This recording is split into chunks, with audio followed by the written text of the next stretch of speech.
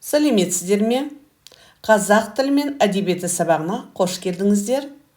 Алдымен каналыма тіркеліп, лайк басып, Бүгін комментарий біз қалдыруды аспан ұмытпаңыздар. әлемінің құпиясы бөлімін қорытындылаймыз.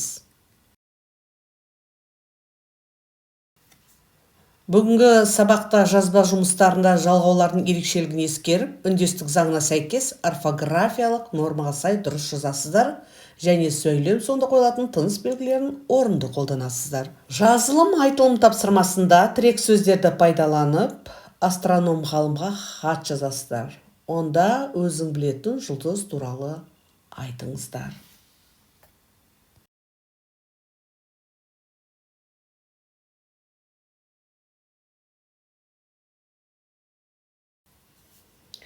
Орындап болсаңыздар, ықтимал жауаппен салыстырыңыздар.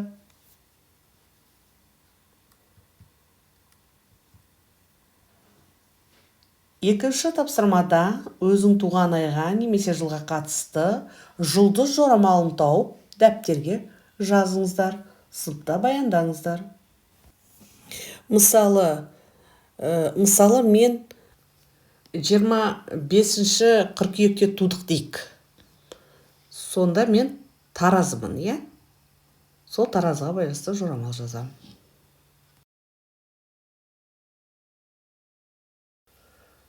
Алдарыңызда таразыға байланысты жұлдыз жорамал. Сіздер өз жұлдыз жорамалдарыңызды жазыңыздар. Келесі үшінші тапсырмада алдарыңыздағы сұрақтарға жауап беріңіздер. Бұл сұрақтардың жауабын 60-шы беттегі оқыған мәтіннен табасыздар.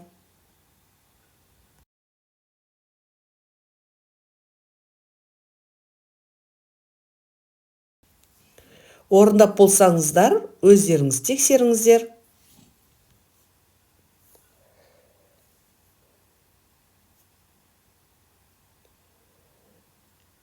Төртінші тапсырмада бұл сиқырлы қоржын ойыны.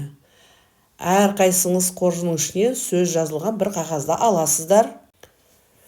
Сол сөзді қатыстырып, түнгі аспан туралы 2 не 3 сөйлем құрап айтыңыздар.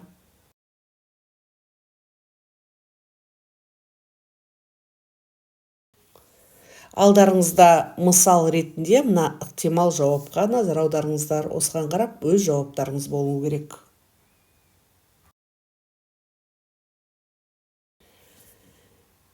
Алдарыңызға жұптық жұмыс. Аспан әлемін зерттеген ғалымдар туралы фотоколлаж дайындаңыздар. Оны сыныпта оқушылардың алдында қорғаңыздар.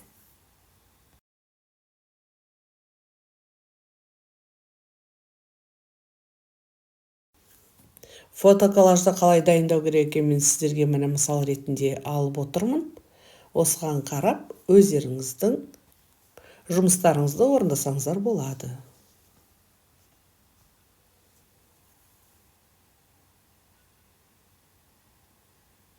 Осымен бүгінгі сабағымыз аяқталды. Сау болыңыздар. Назарларыңызға рахмет.